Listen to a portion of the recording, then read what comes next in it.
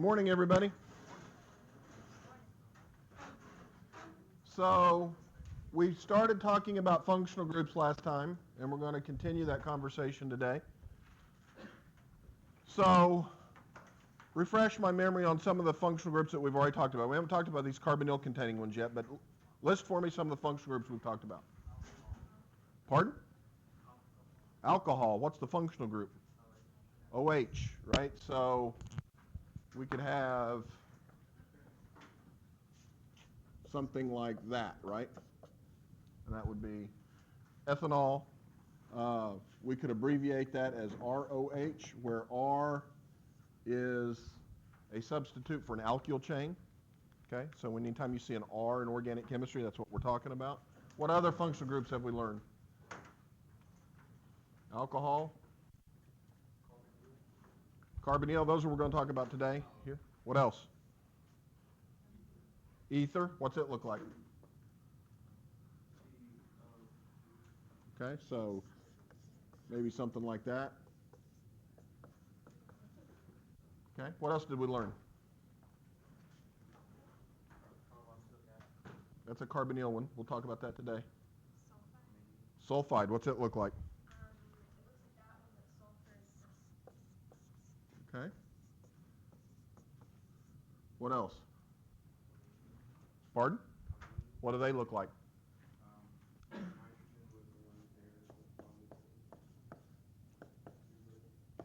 That would be an example of an amine, right? That would be a primary amine because it only has one carbon-nitrogen bond, but we can have other carbons attached to the nitrogen as long as there's a lone pair, right? What else did we learn? The other sulfur and the hydrogen attached to it. Okay. Like SH, Thiol. Yep. What else? Phenyl, an aromatic ring. Yep. What else?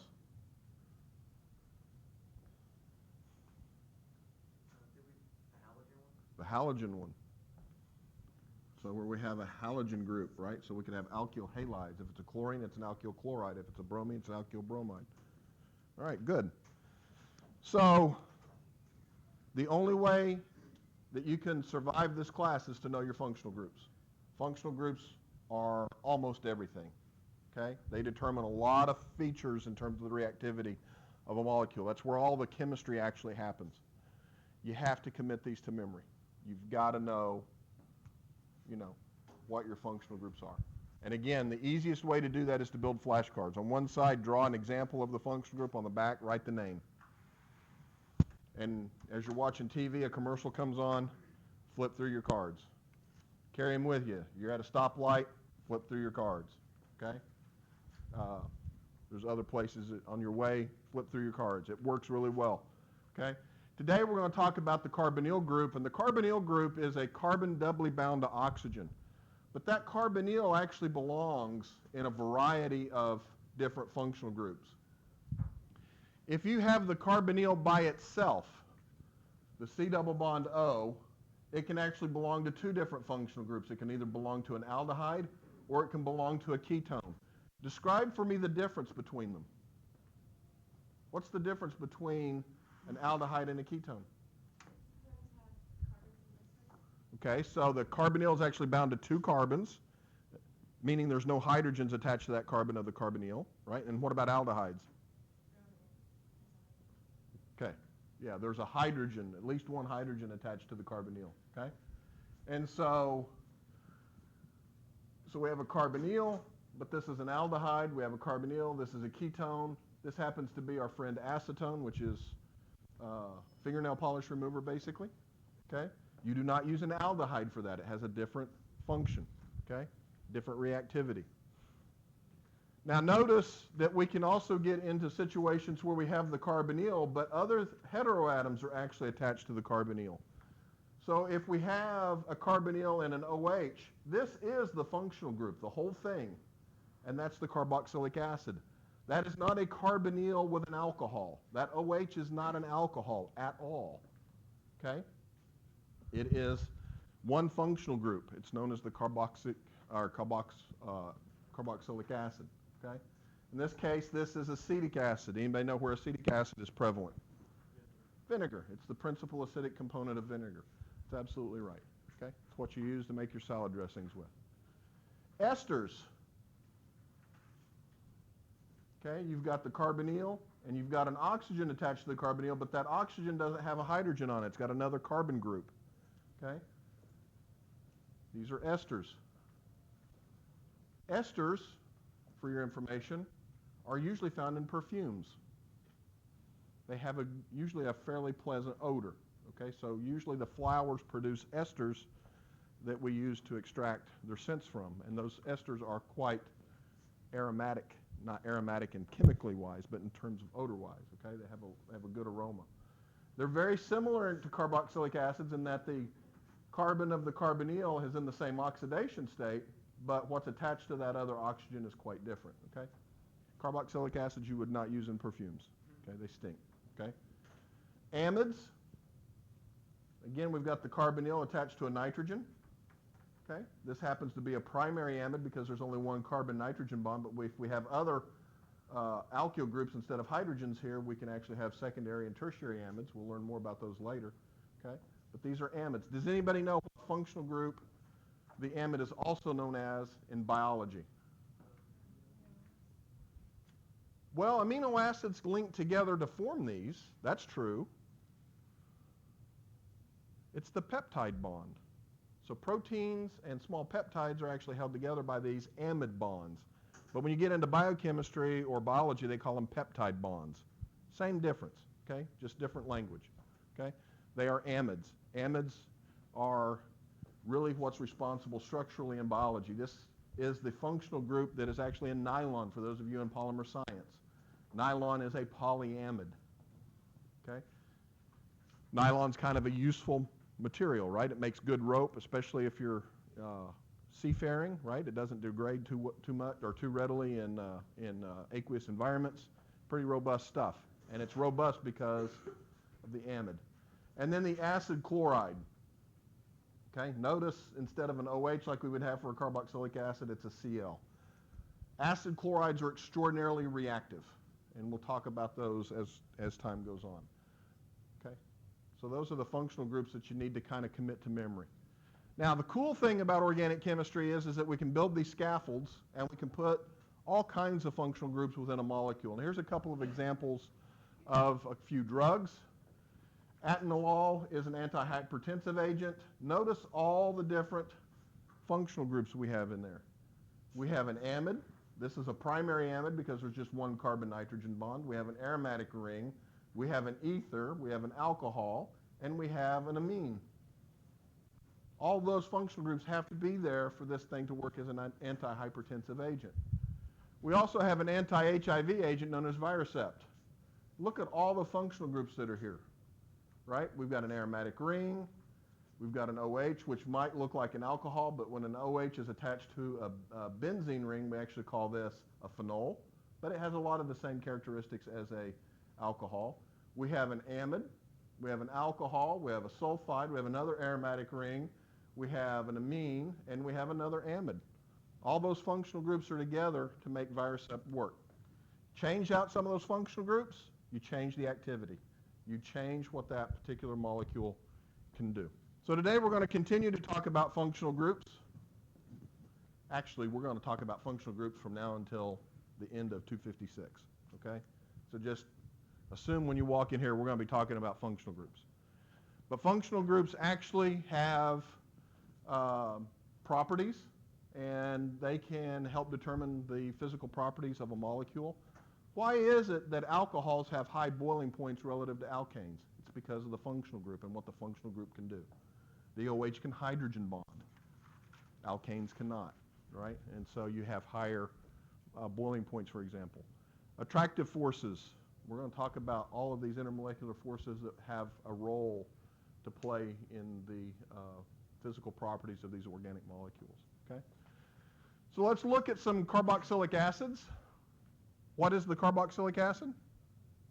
What does it contain?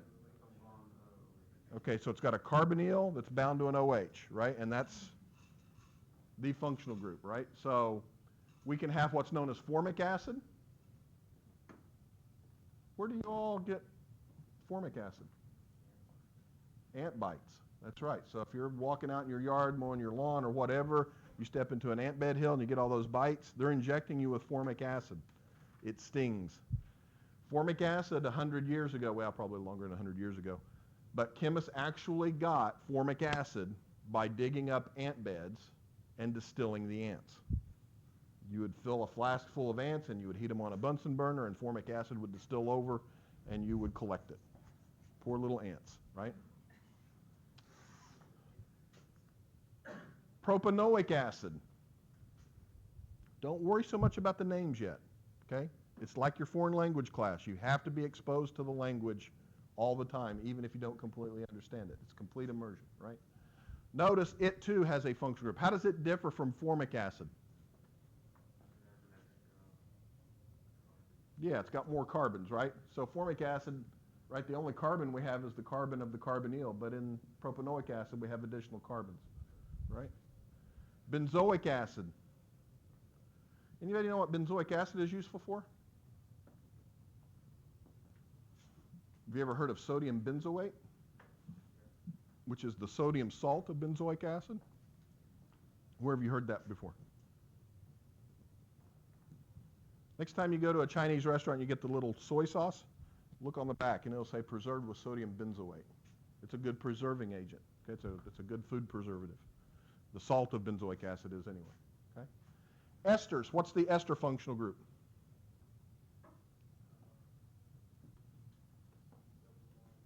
C double bond O.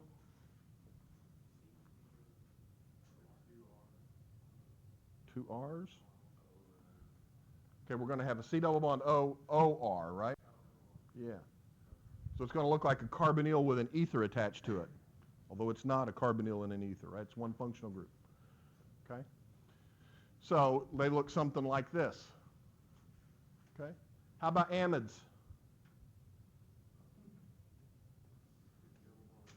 C double bond O. NH2 would work. Yeah, that's an example, right? So we've got these types of structures. This is known as a primary amide because there's only one carbon-nitrogen bond.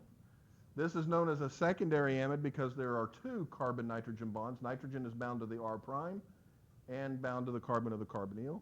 And this is a tertiary amide. We have one carbon-nitrogen bond, a second carbon-nitrogen bond, and a third carbon-nitrogen bond. So the X group always has to contain nitrogen? Yes. And an amide. That is correct. It has to be there. Okay? What kind of amide do you think a protein contains? For the most part. Tertiary? Secondary. Amide bonds are typically secondary amides. Okay? Unless we're talking about proline, and then we would have a tertiary amide bond. Okay? But just a little biology there for you. So you're going to learn about all that kind of stuff in this class. Okay? But when you get into your other classes, they're not going to call them amides anymore. They're going to call them peptides, and that's historical. Okay? It's because biochemistry and biology largely was on the medical school side of a university, and organic chemistry was largely on the university side of the university, and rarely did they talk well. Okay? So we have to deal with this historical difference. But understand that really what we're talking about is the same thing. Okay? Nothing special about it in a biological context. It's still chemistry. Okay? Nitriles. This is a functional group that you need to know about that we didn't explicitly cover on those previous slides. Where have you heard the term nitrile before? Say it. Gloves. Nitrile gloves. That's right. So they have a polynitrile, which is actually, it makes a very good glove material. They're not, what would that be? They're hypoallergenic, right? People quite frequently have latex allergies, and so latex gloves we try not to have in the laboratories anymore because some people can have serious allergic reactions to it. A nitrile looks something like that. So you have an R group attached to a carbon which is triply bound to a nitrogen. That's a nitrile. Okay? C triple bond N. What did you learn that was in general chemistry?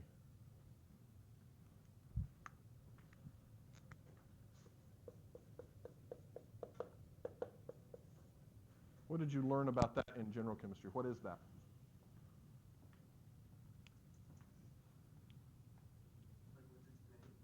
What is it?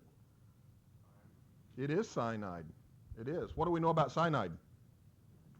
It's poisonous, but we put it into an organic molecule and it is perfectly safe.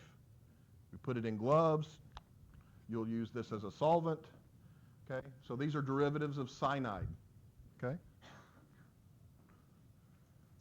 So ethane nitrile, for example, butane nitrile,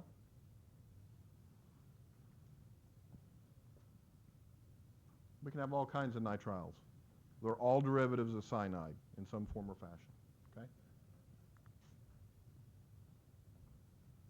You have lists of functional groups within your text. We don't need to go through all of these. Okay? You need to just go through them and memorize them. Okay? You need to know what an alkene is. What's an alkene? Okay, so a carbon doubly bound to another carbon. An alkyne? Triple bond carbons, right? Alkanes? Single bonds, right. Do we consider the alkane to be a functional group? No.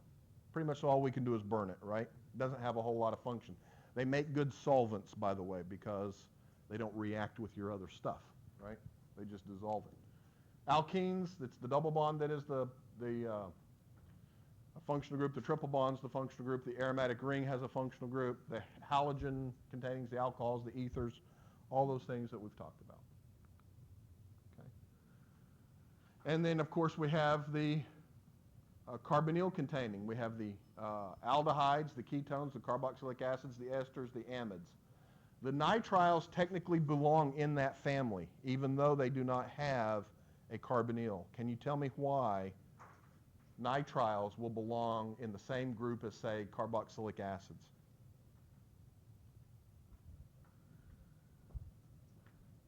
Why does this chemically look similar to this?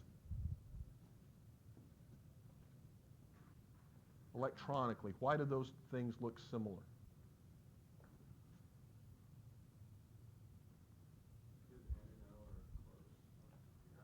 They are close in the periodic table, so that's good. That's one component of it, but what else? How many bonds does this carbon have to a heteroatom that's more electronegative than it? Two? Three. How many bonds does this carbon have to a heteroatom that's more electronegative than it? Three. The oxidation state of these carbons are exactly the same. And so we throw them in the same family. And you'll find as we get into later chapters, we won't be covering this now, but the reactivity of the carbonyl and the nitrile carbon is similar. It's not identical, but it's similar. And so we throw them in the same family. Okay? Now, I've said it multiple times. I'm going to say it one last time. I can't overstate the importance of your functional groups. Okay? You've got to know your functional groups. Okay? Now, on my exams, you get to have a 3x5 note card of anything you want on it. However, reserve that for things that you truly have difficulty remembering.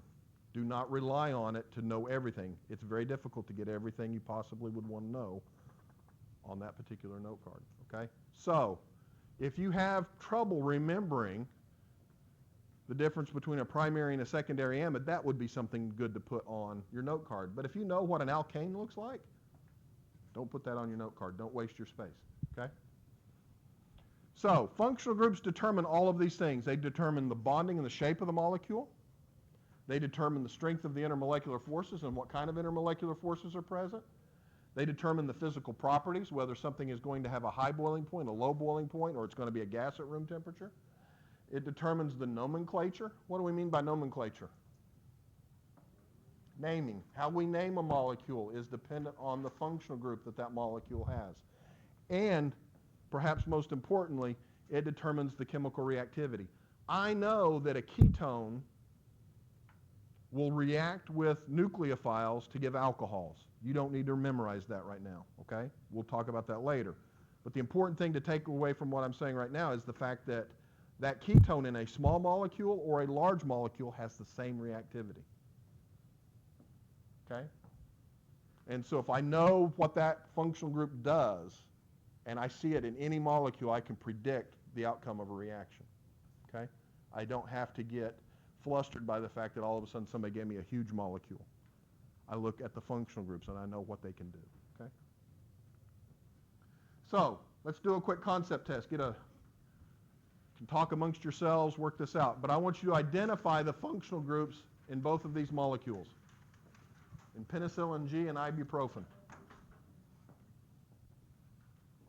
You don't have to draw them, just write out penicillin G and then write out what the functional groups are.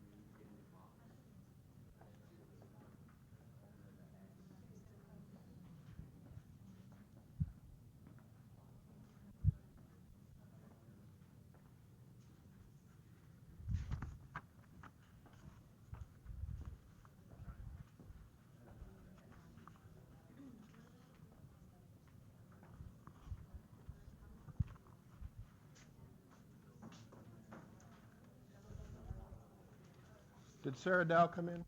Yeah, there you are. Lauren? And Elizabeth Lawhead?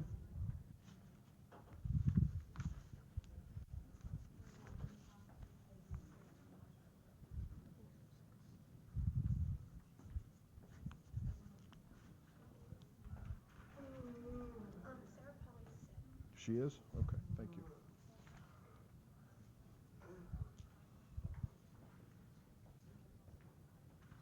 Okay, let's look at the first molecule, penicillin G. Let me start out. What is penicillin? It's an antibiotic. It does come from a mold. That's true. Absolutely. It is an antibiotic. Anybody know anything interesting about penicillin? Was? Anything else? And a lot of bacterial infections resistant to it. That more and more bacterial infections are becoming resistant. That's exactly correct.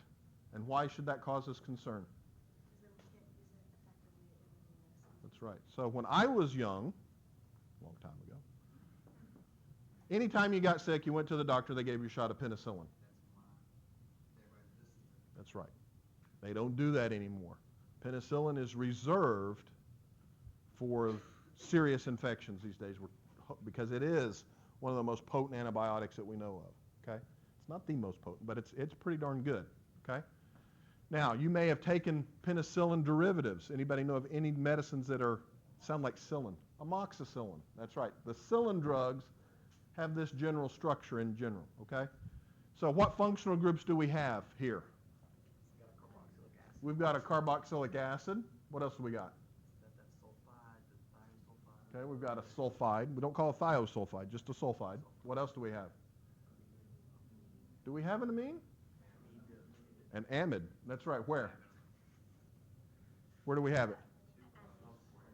We've got one here, and we've got one there. What kind of amide is this? It's a tertiary amide. What kind of amide is this? Secondary. And this one is in a ring. It's also known as a lactam. We'll learn about that later, so don't worry too much about it. Okay. What else do we have? And we have an aromatic ring, a phenyl ring. That's right. All of those things come together to make penicillin. You need to have the carboxylic acid. You need to have the sulfide. You need to have these things present for it to be penicillin G and work like penicillin G works. Okay? Now, when a chemist goes into a pharmaceutical company and tries to make additional penicillin derivatives to try to fight bacterial-resistant strains, what do they alter?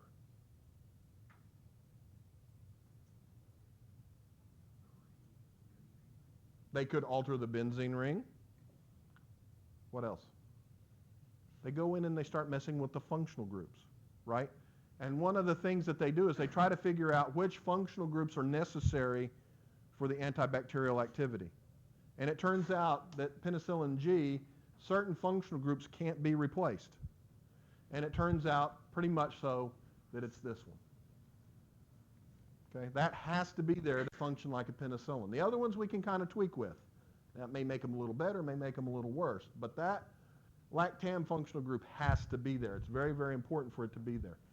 And if you're interested in that type of discussion, in 2 years, take my medicinal chemistry class. It's only offered every other year. But we usually talk about this type of stuff in there. How about ibuprofen? So this is the drug you're going to take after class, right? Because you got a headache, right? What functional groups do we have there? We have a carboxylic acid, and what else? An aromatic ring, and of course you can see there's some alkyl stuff, right? But that's not really a functional group, okay? Ibuprofen is composed of a carboxylic acid and a benzene ring, and some other stuff holding the two together, okay? And that's how it works. You got to have that. If you remove the carboxylic acid functional group, it doesn't work. You remove the aromatic ring, it doesn't work. You got to have both of those things there for it to block the pathway that it blocks, okay, to treat your headache. Okay? So, physical properties come from these functional groups, okay? And you all remember your intermolecular forces from general chemistry, right? These forces arise from permanent or transient electrical charges within structures that operate over short distances and are really only important in the condensed phases. We're talking about solids and liquids. In gases, these intermolecular forces we largely ignore. That's not completely true, but we largely ignore them. Why? Why can we largely ignore them? What law did you learn about gases? The ideal gas law. And one of the things about the ideal gas law was that you assume that the intermolecular forces are zero. That's not 100% true, but it's pretty darn close, okay? And so these intermolecular forces really have their effect in these condensed phases, solids and liquids. So give me some examples. What kind of intermolecular forces did you all learn about? Okay, you learned about van der Waals. What's another name for van der Waals? London dispersion forces. Are they strong or weak? They are weak, so we can ignore them, right? No. Can't ignore them. It is a weak force, but it can have a huge impact. For example, how many of you have ever taken a piece of saran wrap or some other kind of cling and you put it around a bowl, right? And you tip the bowl over? It holds, right? What force is holding that saran wrap to that bowl? Van der Waals forces. But there's billions of them. If I take a tiny amount of something and I multiply it by a billion, it's a large number, right? So if I could figure out how to get a penny, or 0.1% of $1 billion, I'm going to do it, right? That's a lot of money, right? And so a small number times a huge number, still a pretty good sized number, right? Okay. In organic chemistry, the ionic interactions are not going to be as important to us. This is largely what you talked about in Gen Chem, right? When we're talking about nonmetals and metals, you have these ions, and you can have ionic bonding, right? Yes, there will be some ions that we talk about in organic chemistry, but it's not the main discussion, okay? And so this is an example of salt being held together, right, by these ion interactions. These are the big ones that we need to keep in mind for organic chemistry, because in organic chemistry we're largely talking about covalent compounds, right, where carbons and hydrogens are all held together by covalent bonds.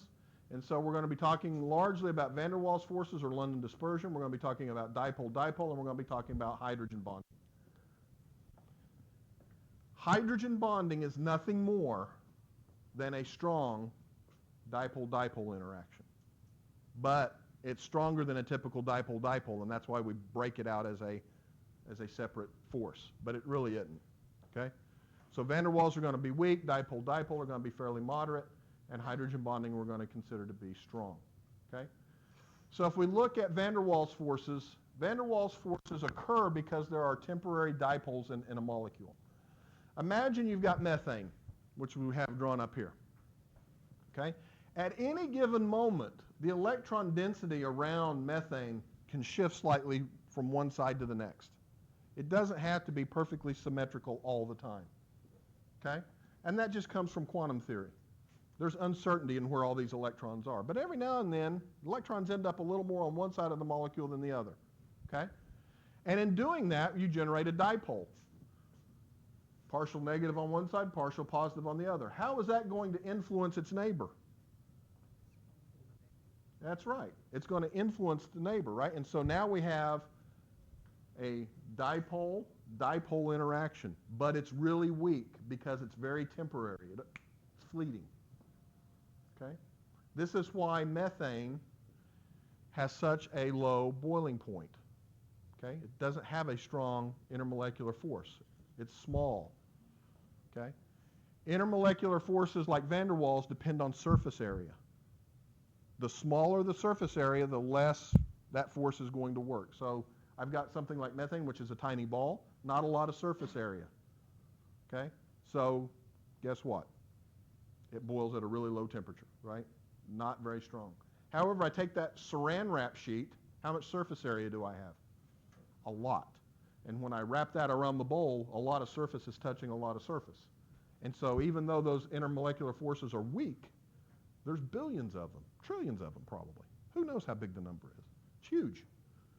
Okay? And so if you've ever played with saran wrap a little bit, and you got it stuck on itself, it's a real pain in the rear to get it to stretch back out and get flat, right?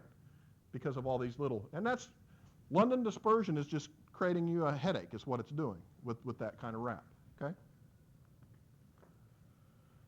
So it turns out that as we get more and more surface area, we're going to have more and more influence from van der Waals forces. So for example, take pentane versus neopentane. How are those two molecules related? They are isomers of one another. They have the same number of carbons and the same number of hydrogens, but they do not have the same physical properties.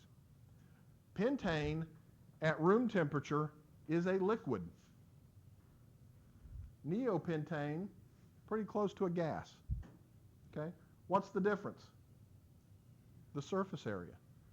This is a linear chain, so to speak. It's got more surface area. This, we're taking that and compacting it into a ball. The surface is less, where these molecules can actually interact with each other. If I take two balls and I bring them close together, they only touch at a very small part, right? But if I take two sheets, I can get them to overlap a lot, right? That's the argument here. So I can actually have more contributions because of the larger surface area for pentane than I can for neopentane. And that makes all the difference in the world, okay?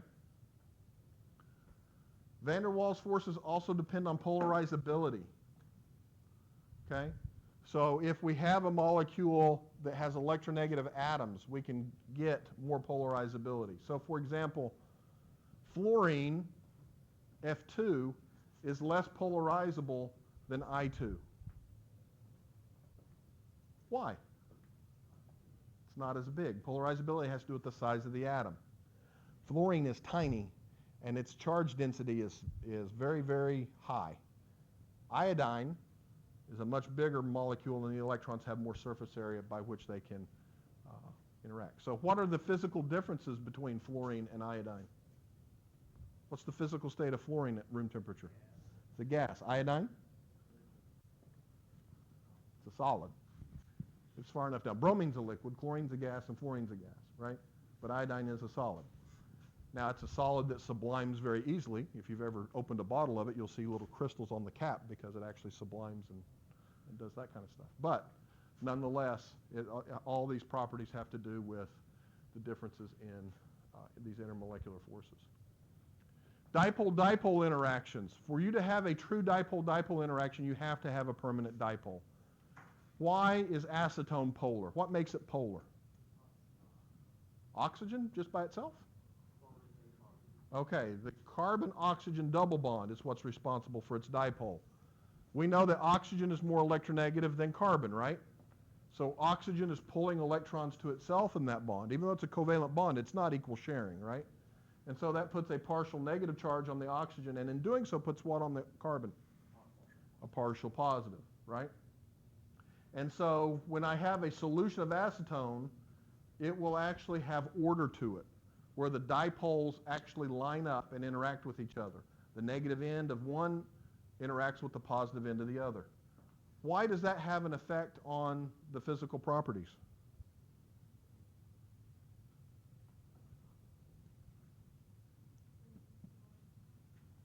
How?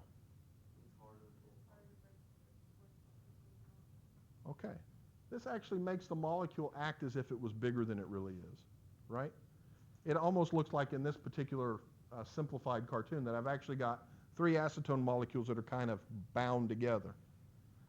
So it almost makes acetone behave as if it's 3 times heavier than it really is, right?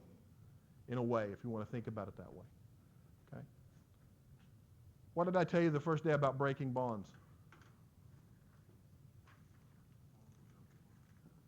Any bond takes energy. All bond-breaking events take energy, right?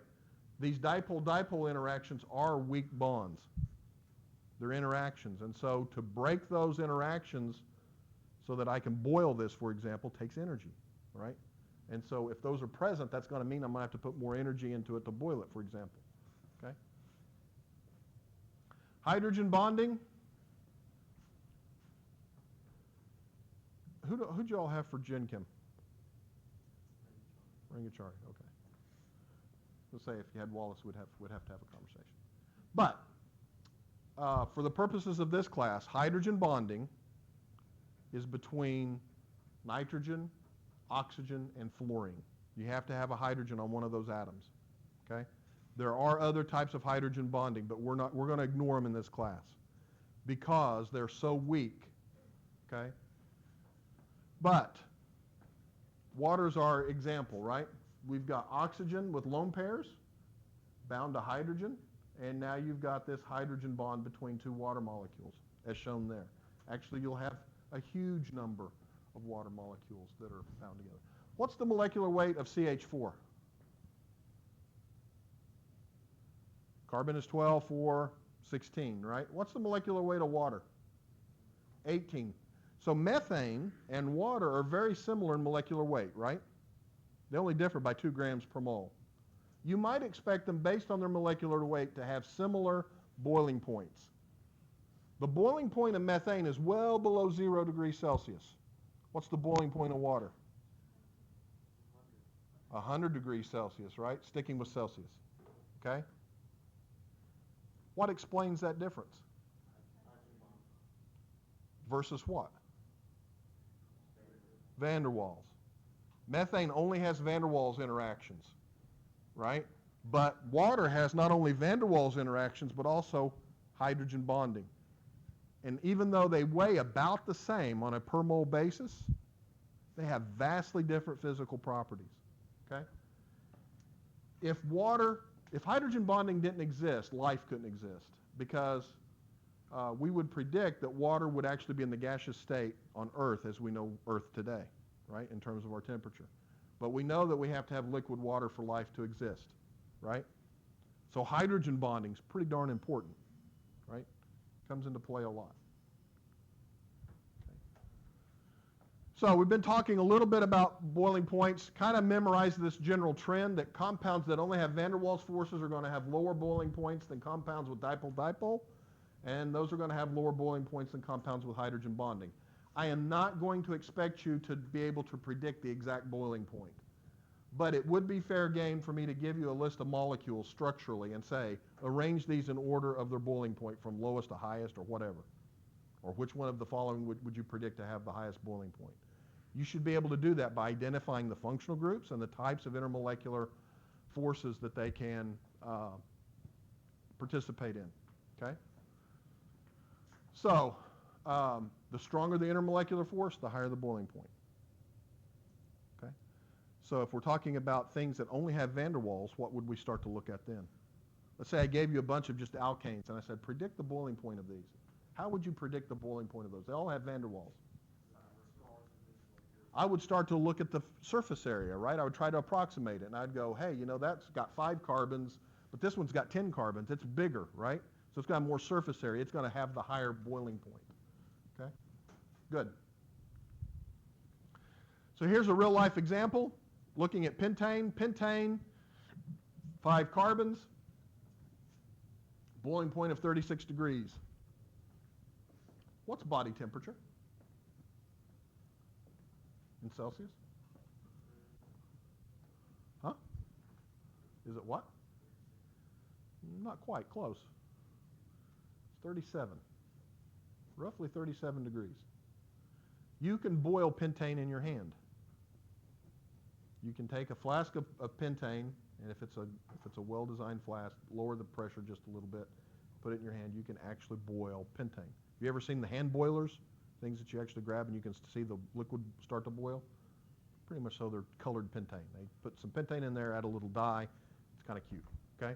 They lower the pressure inside the thing a little bit so that the boiling point can be reached quite easily. But you can boil pentane in your hand, basically. Butanol, what's the difference?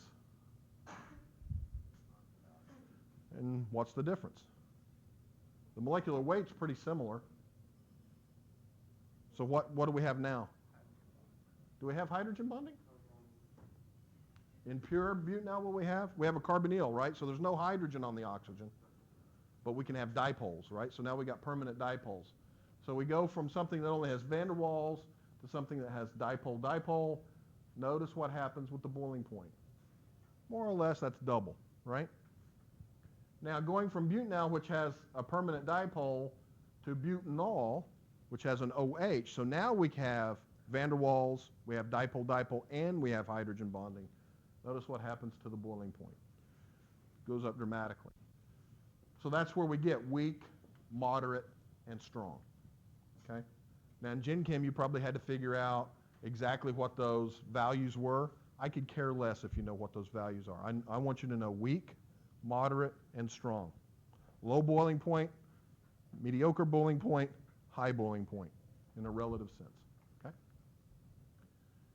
And so this turns out to be a very, very important thing in organic chemistry where we can actually do distillations. What are distillations useful for?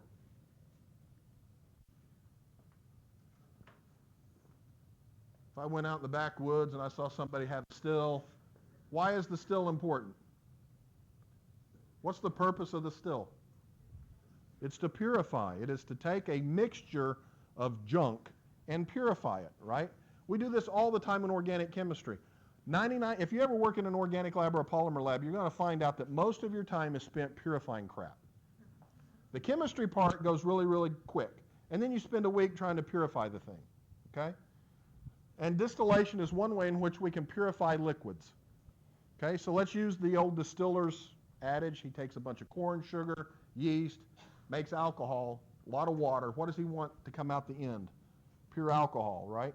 So he distills it because there's a boiling point difference between the alcohol and the other components, and you can separate them based on their boiling point differences. Okay? And so all stills have kind of the same setup. You have a distillation flask, okay, or a pot if you're out in the backwoods, right? You have a cap. If you've ever watched moonshiners, right, they always have a cap. In chemistry, we have a fancy cap that's made out of nice glass. You have a thermometer. You have a condenser. What do the distillers in the backwoods call that? Anybody know? It's called the worm. We don't call it a worm, right? We call it a condenser, okay? And it's water cooled. Why do we need to water cool it? Okay, so we're boiling to turn everything into a gas, right? And we've got to condense it back into a liquid. We've got to remove heat. And then we can collect our liquid. So we can purify mixtures of liquids by using distillation. And you all will actually do this in the laboratory this semester, okay? Now, there's other physical properties that we need to talk about. For example, butane is not soluble in water, but it is soluble in carbon tetrachloride. Can you explain that to me? It's nonpolar, and so what do we know? What's the rule? Like dissolves like, right? So butane is not going to be soluble in water, okay? Now, you need to know this rule about being water soluble. It's called the 5-carbon rule. If you have a molecule that has a group that can form hydrogen bonds or accept hydrogen bonds, and if for each one of those groups there are 5 or fewer carbons, chances are it's water soluble, okay? So for example, acetone. is soluble in carbon tetrachloride, but it's also soluble in water. It has one group that can form a hydrogen bond with water and 3 carbons. That satisfies my rule. Okay? So that's kind of a good thing, right? Because if you use acetone to remove your fingernail polish, you want to wash that off, it washes right away, right? The excess acetone washes off with no problem. We wouldn't use something that's water insoluble because you have to use it in the home, right? And so you can see how this occurs. You have a group that can form a hydrogen bond with water. We have very little carbon, so it's going to be water soluble. Ethanol, the same type of argument. This is cholesterol. Notice it has an OH, which can form a hydrogen bond just like ethanol can. But cholesterol is not soluble in water. Why? It's got one OH and it's got a lot of carbon. Crap. I guess we can say that. Yeah, it's got a lot of carbons. This is a real problem for you all health-wise. Why is this a problem? Your arteries get clogged up, right? You actually have a particle called an HDL or an LDL particle, which helps solubilize cholesterol. If those get damaged by free radical chemistry, which we'll talk about in Chapter 10, it falls apart. And when it falls apart, it releases its cholesterol, which is going to be soluble in the blood or insoluble? Insoluble, because the blood is a lot of water, right? And that's how you get plaques, okay? It's organic chemistry. All right. Now, on Friday, we're going to start talking about infrared spectroscopy. There is a book on reserve in the library. You need to read that particular reading assignment. And you need to come having read a bunch of this, because we're going to start talking about how we identify functional groups. It's very, very important that you come prepared.